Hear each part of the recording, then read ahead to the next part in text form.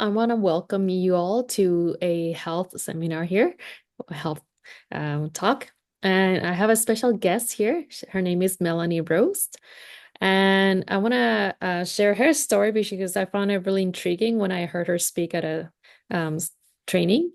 And she's going to share how she went from a pain point and then had transformation, and then she changed, and now she's doing really, really well and helping many, many people. So tell me, Melanie, your story. Let's just put it that way. How it started and where you were before, what were you doing before, and how come you ended up in that kind of stage? Yeah. Okay. Well, I struggled with addiction for quite a while. Started in my teens. I never felt like I fit in, never felt like I belonged. And I thought I had found the answer when I found alcohol, the answer to life. It was like this moment, where I fit in and I could talk to people and I didn't, have so much anxiety or depression. And the problem was, though, that once I started, I didn't know when to stop. And I couldn't stop when I really thought about it, nor did I want to really at the beginning.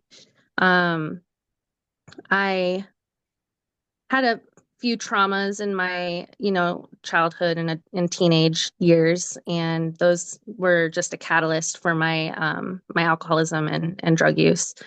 Um, let's see. When I was 19, I did a geographical cure, which isn't a cure because I took me with me and I'm my problem. So I tried to stay sober for about 3 months. I was successful. And then I had moved down to Florida from the Midwest. And after 3 months, I ended up starting drinking again. But then I was out, in my active addiction for about 5 years, which it wasn't all bad, but it got bad again. So when like I got married, I got my nursing license, all these things were looking beautiful on the outside, but on the inside I was like dead inside. It was torture to be in life. And I didn't really want to be here, but I also didn't really want to die. And that was all due to, my addictions. Um, I also have outside issues of mental health, but my addictions were masking, and I was self-medicating with alcohol and drugs. So when I finally um, decided enough was enough, I was in the bathroom hiding from my dogs, and I was like, "What the hell am I doing with my life? When is this going to end? Where am I going to like what is my life becoming?" And I decided at that moment there was a voice in my head that said go to recovery. And I took my time, my sweet time getting to it because I'm a procrastinator and scared. But I'm so grateful that I did go to a meeting, a recovery meeting, and picked up a desire chip, which is what they call, like, when you start your sobriety in like a 12-step program. Most of those have that. And I'm not naming it on purpose because they're anonymous for a reason.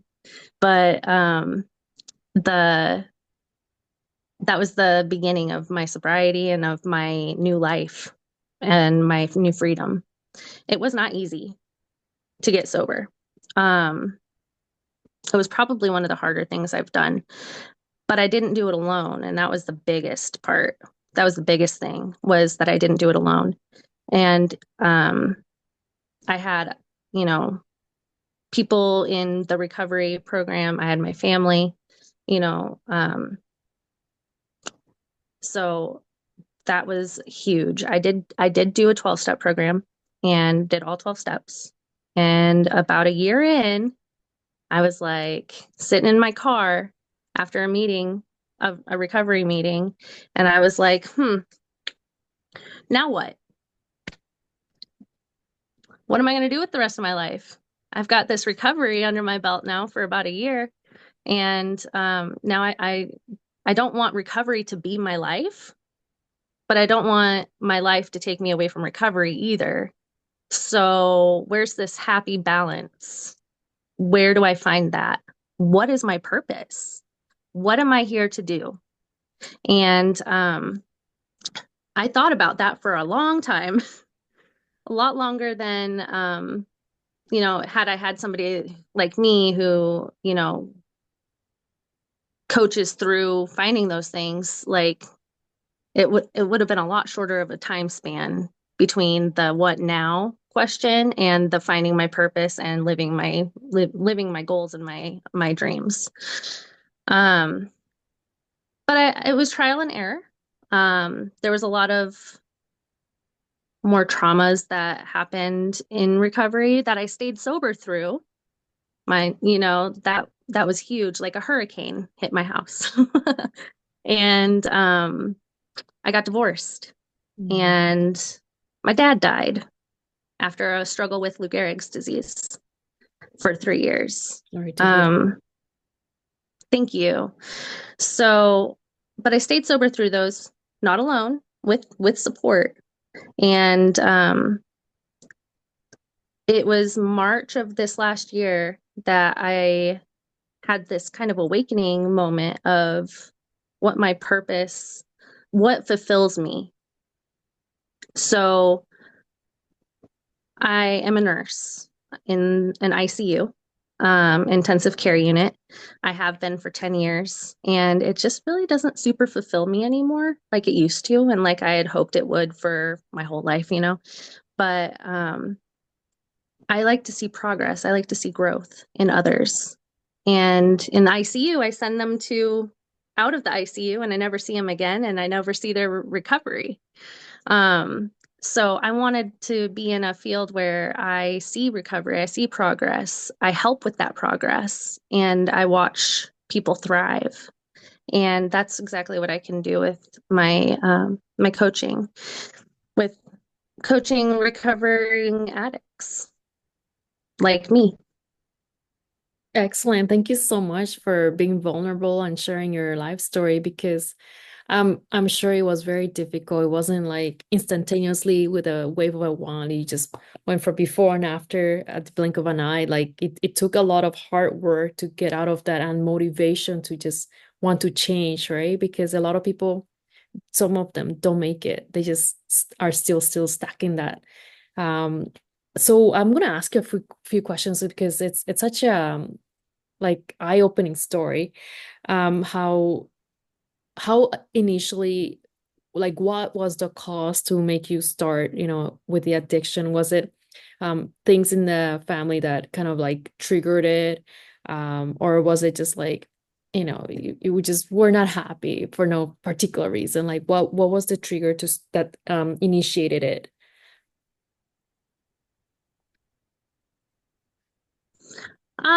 I think there was a multitude of factors. I think part of it's genetic.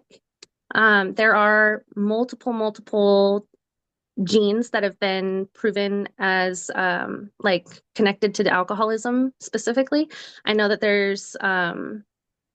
I know the alcoholism ones. I'm pretty sure there's ones for just like addiction in general, but I don't quote me on that because I don't know the research. But I have done some research on alcoholism genetics, and they are there. um, and my grandparents on both sides were alcoholics. It skipped a generation. My parents were not, but I definitely am. So yeah, they Yeah. never found recovery. My grandma that raised me ended up actually dying of the Oh, disease. sorry So to hear. Yeah, I guess now that you would probably tell your grandparents something else and maybe like help them out and rescue them, because you found tools and methods to get out of it, but they didn't, right? Kind of. Well, that's the thing is I can. Have you ever heard the phrase, you can take a horse to water, but you can't make them drink? Yes. If they're not willing to change, So no matter how much you with help them, that, they won't change, right? if, Yeah. yeah, exactly. Willingness is the key that unlocks the door to freedom, you know, at least in my experience. I Mm. have to be willing. And then when I'm not willing, I have to be willing to ask for willingness. Because Yeah. in recovery, I had to find a power greater than myself, bigger than alcohol, bigger than drugs, bigger than me. Because I'm not, I'm not God, right? And whether it's God or higher power, or spirit of the universe, or whatever you want to call it, there's something that controls the wind, and it's not me, So I have to ask for the willingness to be willing sometimes.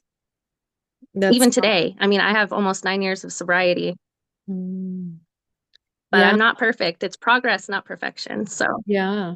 I found one thing that worked for me to make, like self-development, personal changes is making a decision today to say it out loud. Like today, I choose no longer to be enraged. And it just reprograms the brain like, hey, we're gonna just let that part go now, and we're gonna be this new person that is no longer enraged, for instance. So for your willingness is like a big decision to make that change from that day forth. And that's really powerful, I'd say. Yeah.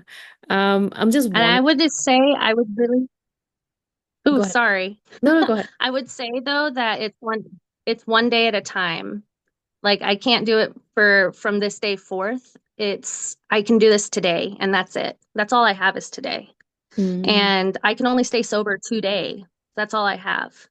So when I think about my sobriety or my willingness or anything as being long term, it makes me nervous and I mm, don't want to do it.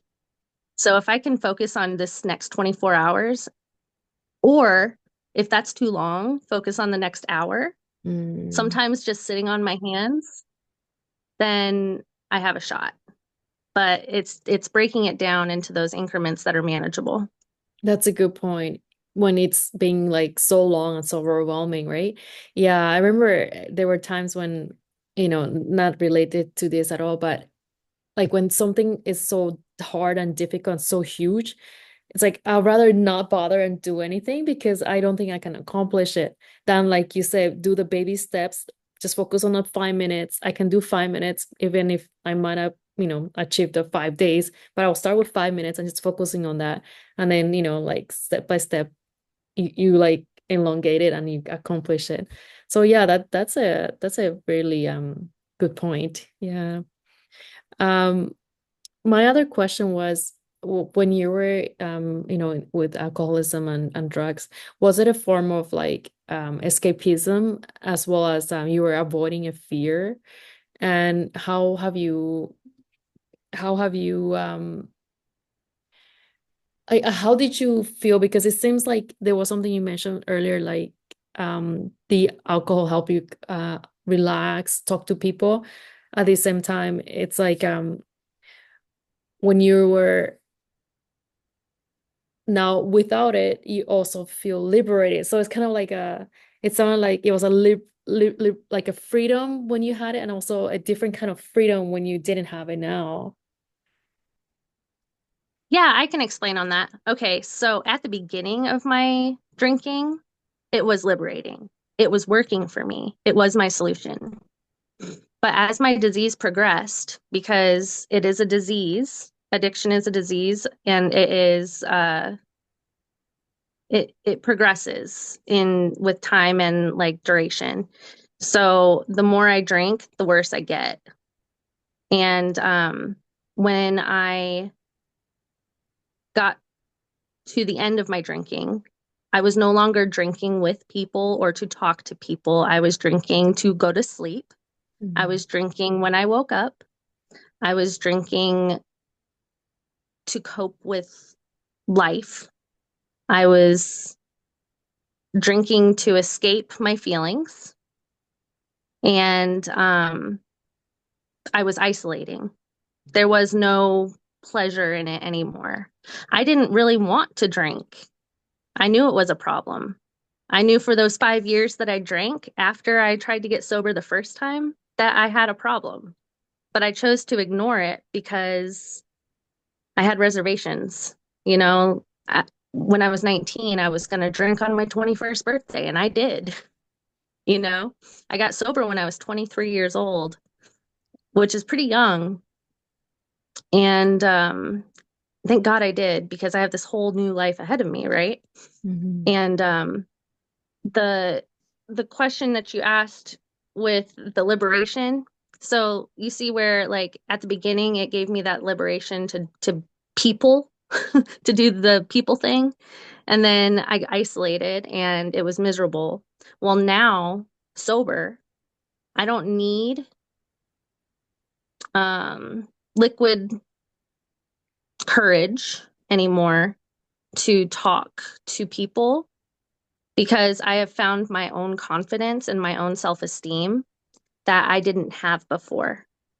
Today, I value myself, and when I value myself, um, I can look people in the eye sober. That's huge. A lot of people, So I don't know. Does yeah. that answer your question? It does. It does. I mean, my other question is, how did you find confidence and to build your self-esteem? Because so many people, maybe if I can say this, it sounds sexist, but a lot of women, females, don't have that. They're being told off by, maybe in a patriarchal society or some other people. And then they kind of dim their light, right? And they lost their confidence, so they make different decisions, and then they start feeling not worthy, not good enough, not smart enough, and then it derails, right? But for you, you somehow like found it and built it. What was the it thing that helped you have that confidence back? So I think it was again a few factors, not just one thing, but when I went through the steps of my recovery program, we looked at my character defects and my assets. So liabilities and assets. Like I did like an inventory of my qualities. And I really noticed at that point that I hadn't really looked at my assets. And I didn't have very many written down at first. But then talking to others and like interviewing others about myself, and seeing what they said about me, I started to believe them that it was true. Like you're smart, you're funny, you're easy to talk to, you're very laid back, those things, inside my brain, I'm like, "Ah," you know, but to other people I'm not perceived that way. And so when I noticed that other people saw me as calm, I started to feel calm. And then also I do have therapist and all the things and a coach, and I've worked very hard on my mental well-being. um the It wasn't self-affirmations, I can tell you that, because I really suck at those. I'm not gonna lie to you. But let me think. There's a good answer. I just need to find it in my brain. The confidence. I gained that through time and practicing boundaries. And like I'm a people pleaser by nature. And when I set my boundaries to serve me and not don't like empty my cup too low. We'll use the cup metaphor. Sorry, I'm all over the place. So your cup, it's either, half full, half empty, right? So when I am giving of myself, people pleasing too much, my cup gets empty. And then my tank's empty and I have nothing to go off of anymore. And I'm like down in the dumps, like down real low, no confidence, no self-esteem.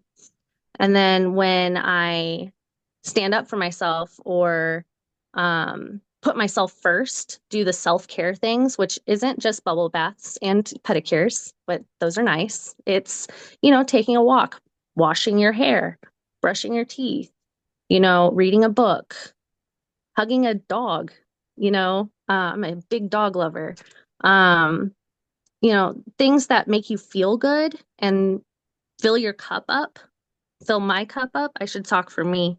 Um, Doing those things filled up my cup enough to where when I did help others, I felt confident.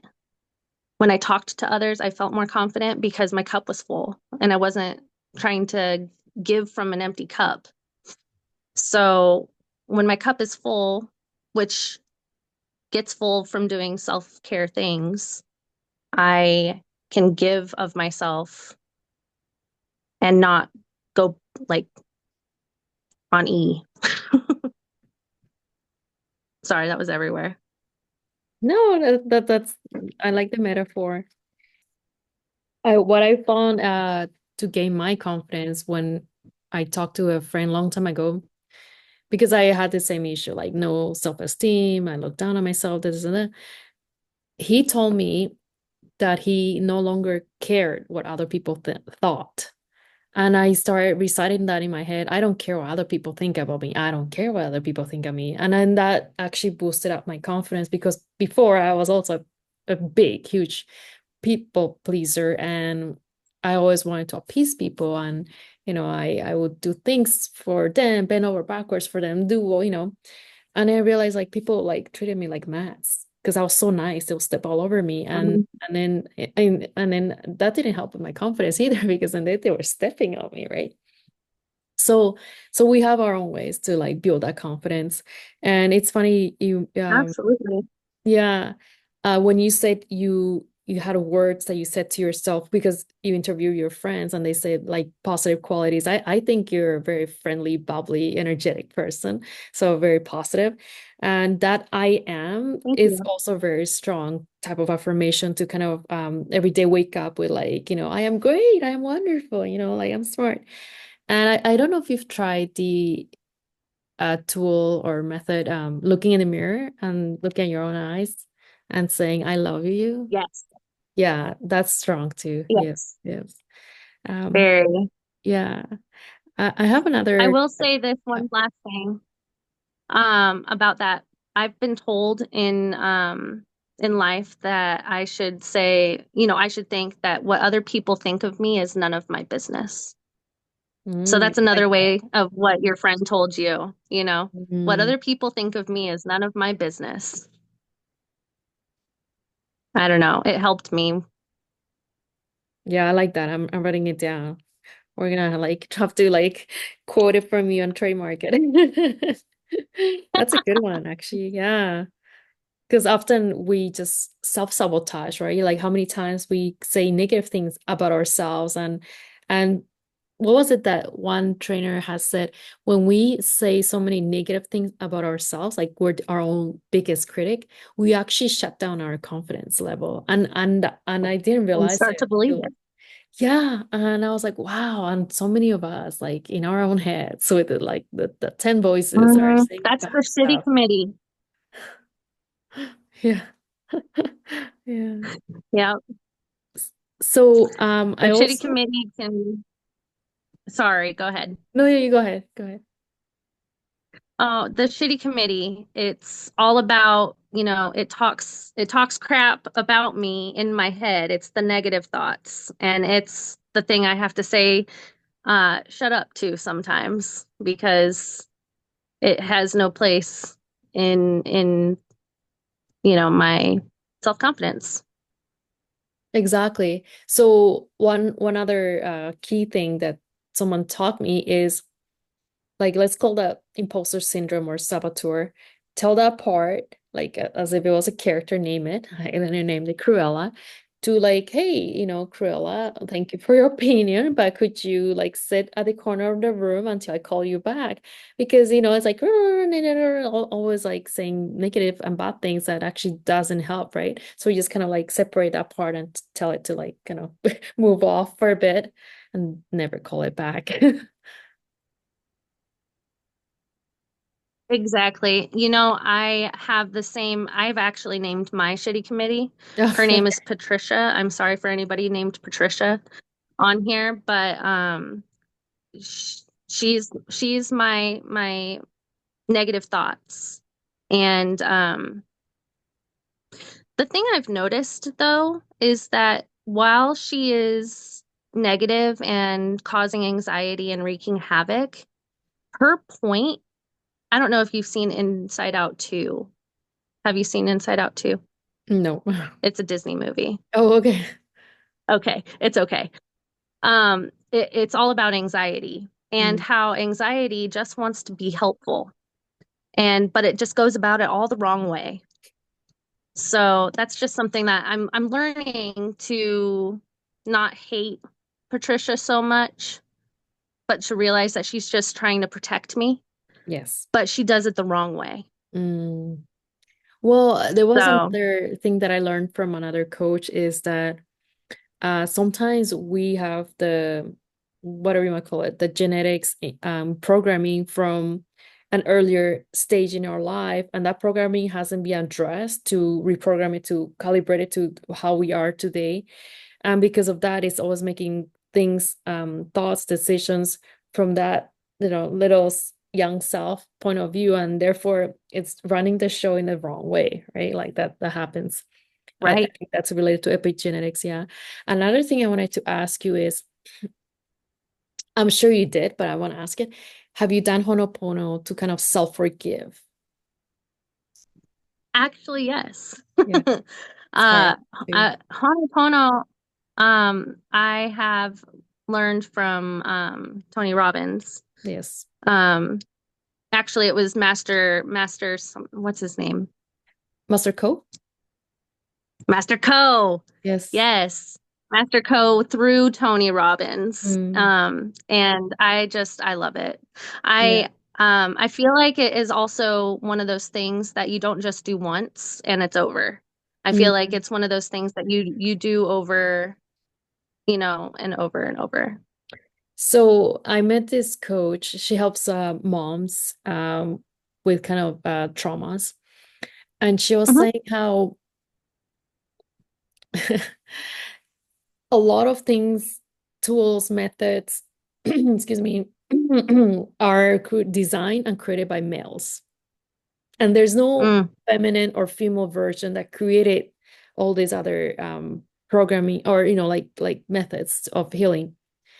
And so because of that, when we do one thing, one clearing, maybe like neurolinguistics programming was created by Richard Bandler, Right. the guy.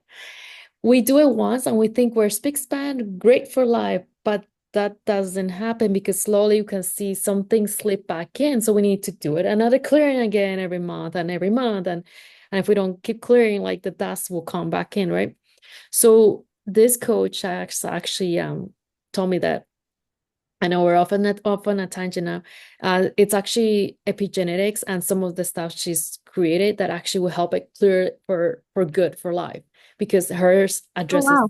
the female brain. Yeah, I know. I was like, whoa, it's like really blew my mind. And I didn't know because I'm like, okay, I'm angry again. What's going on? I thought I did NLP cleaner, and yeah, so that was her Mm. answer, and it's an interesting aspect to explore as well.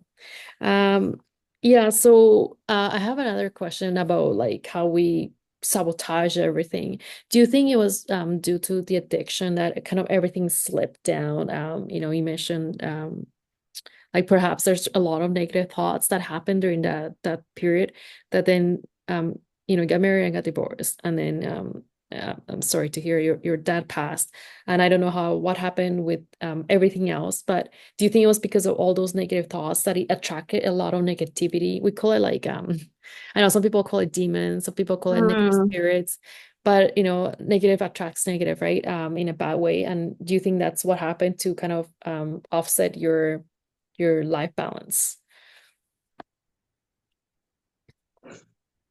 So a big part of my final downhill in addiction was because my grandfather passed away pretty quickly from cancer. Mm. And he raised me. Him and my grandma were my primary caregivers as a child, and um, I was not ready. I was not prepared. He was the first family member that I'd have lost, and the only way I knew to cope with it was alcohol. And grief really took me down. Um, Now, with grief came a lot of negative thoughts, and grief is not linear, so it would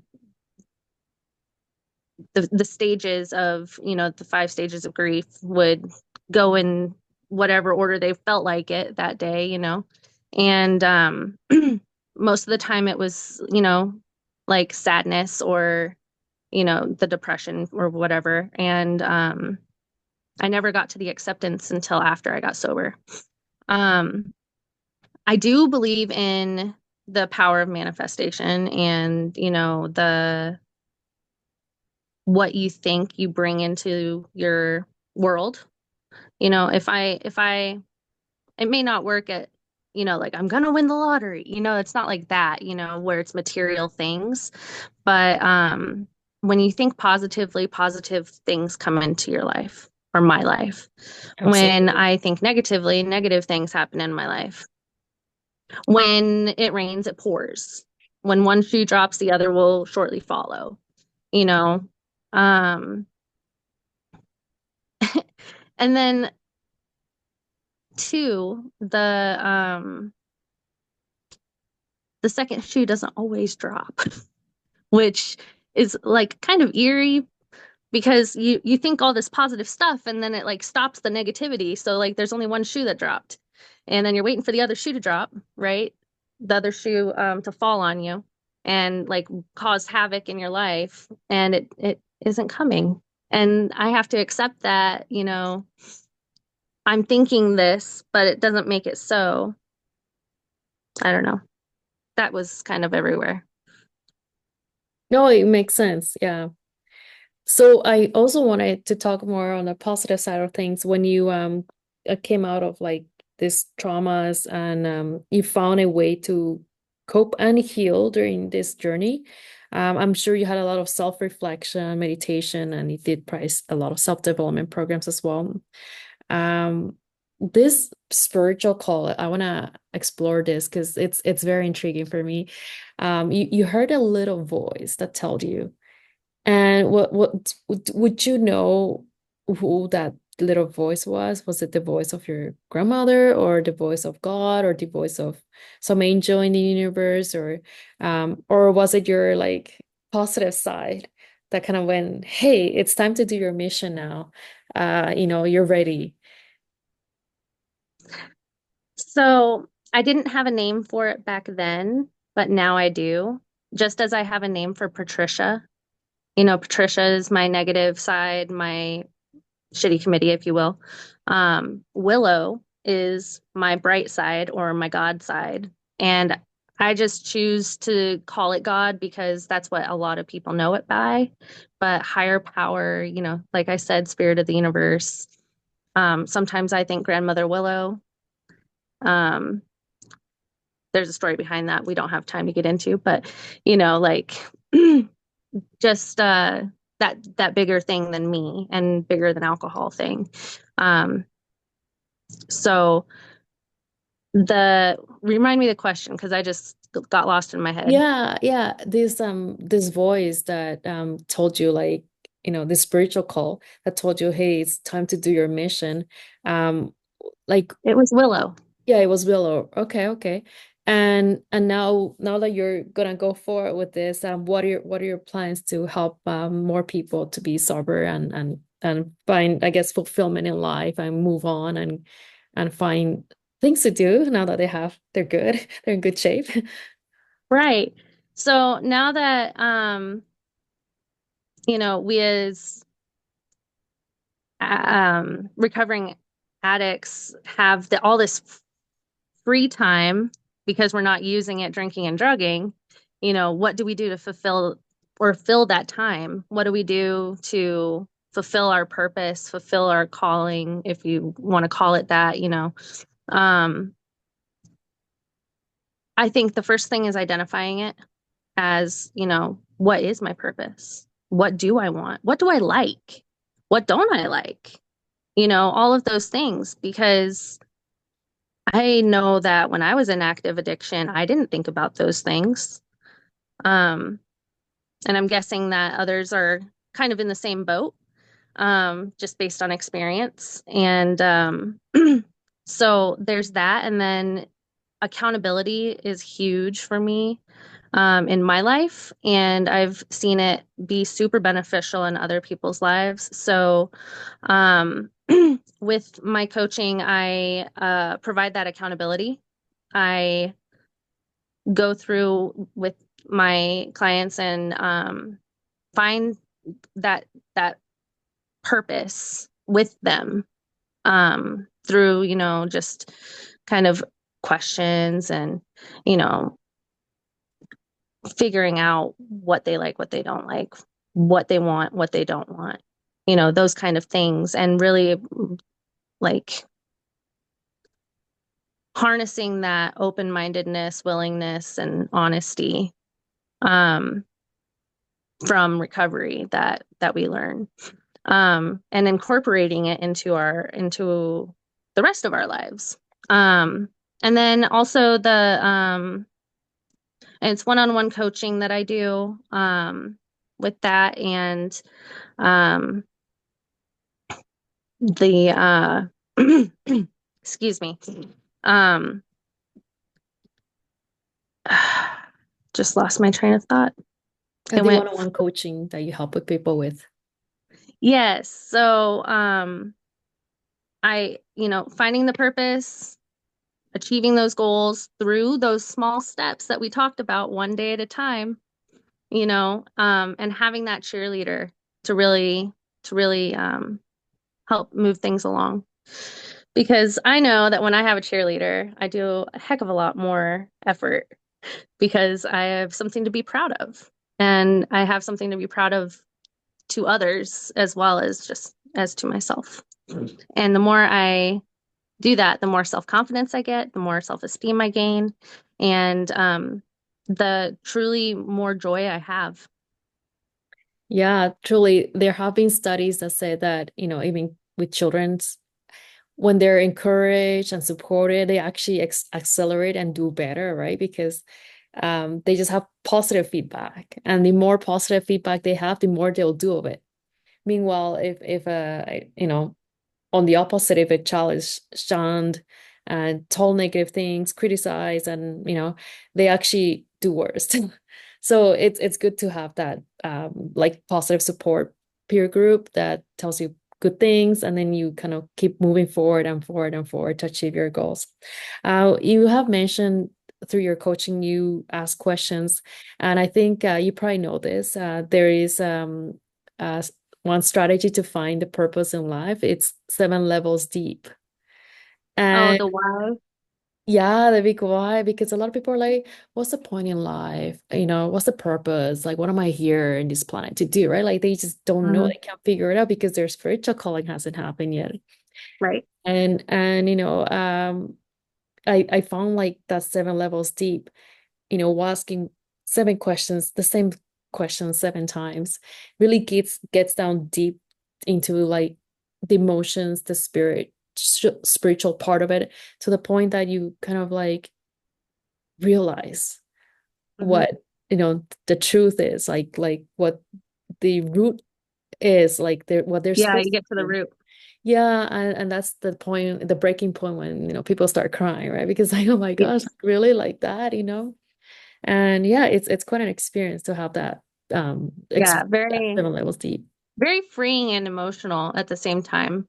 It's like that emotional relief Mm, in a sense. For me, it was anyway. yeah, When yeah. I got rid of the like the junk That was what I thought was what I wanted, and then really discovered the truth. It was freeing and emotional. Yeah, because like we know, but yet we don't know because we don't see it, but it's in front of us. And that's a huge realization, right? Yeah. There's a phrase that is called not being able to see the forest for the trees. Yes.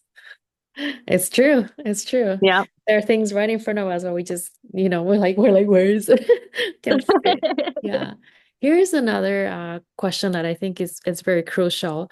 Now that you're sober for a year plus, what is the I think you've mentioned this, but I still want to ask it, mechanism that will help you stick sober for life, right? Because like examples, Mhm. those who smoke, they're like, yeah, they quit for a year, and then all of a sudden there's a trigger, and then they go back to it, and the smoking cessation did not Mhm. work, the nicotine patch didn't work, and I observed this person, and I realized all the old patterns started because of the same triggers, and he was reliving the same scenario, and that's why it didn't stick.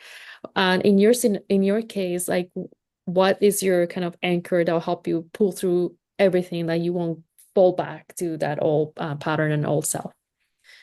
Well, first, I had to do it for myself. I had to get sober for myself. I couldn't get sober for my mom. I couldn't get sober for my husband or my dog. I couldn't do any of that. I had to do it for me. The second thing is my recovery program is very, very active still, 9 years later in my life. I go to many recovery meetings a week. Um, if I if I can make it, I try to go every day, just for an hour once a day. Um, I stay in contact with my support system. I tell on my disease. So that shitty committee, I tell on it. I said, Patricia said this. And then my friends say, tell her to shut up, you know? And then if I feel like drinking, I I call somebody. If I feel like using drugs, I call somebody instead of going to do the thing. That 1,000-pound phone, though, will save your life if you are willing to pick it up. It did mine anyway. At 9 months sober, I had the effits, like, F it all. And I just didn't care and I was gonna drink. I went to the liquor store, I sat in the parking lot, and then um it was a God thing or, I don't know, a higher power moment that my best friend called me at that exact moment, who was also sober, and told me how I told her where I was, and she told me how to back my car up, how to put my car in drive, get on the road, and call my sponsor as I go home. And that night, I stayed sober, even though I had to sit on my hands in in my house like until I went to bed. But when I woke up that next morning, I was so grateful that I was not like hungover or still drunk. I was so grateful that I didn't give in. The angels are watching you. I mean, for the fact that your friend caught your frequency and knew what you were gonna do, and she intervened. That's great. Like, And wow. that happens all the time for Oh my me, gosh. all Wow. the So you're so time. interconnected with your group. Wow. That's Yeah. that's But that's yeah, a very heart moving story. Yeah. yeah. So you don't do it alone. You can't do this alone. I Exactly. Yeah. mean, I can't anyway. I don't know about you. You can try, but like chances are, in my experience, we can't do this alone. It's a we thing, we recover. Um, so find your tribe and, find those people that are gonna cheer you on and support you and love you when you don't love yourself.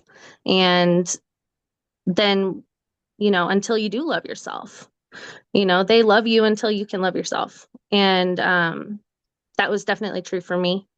And that is how I stay sober today. I tell on myself, I tell on my disease. I go to meetings, I do my recovery stuff, and I pay it forward. Yes. You touched on you love yourself. A lot of people don't do self-care and they think they love themselves, but they don't. Can you talk a little bit more about that? Like, how does one know how to self-love and how do they know they've already reached it? Um, it wasn't like a burning bush moment of, oh, I love myself. It was kind of, I'm a learning variety kind of person. I had to slowly realize that, oh, I don't hate myself anymore. And um I don't want to not live. That's great. And it started like that. And now I'm like, I'm a pretty cool person. Yeah, I like me. And then it turns into I am loved, and I am enough. And I still struggle with that. I'm not like perfect by any means. It's progress, right? And some days are better than others because, that's just life on life's terms. But I think that the the big thing for loving myself was just that self-care really does build up. Filling up my cup and not being on E all the time really helped.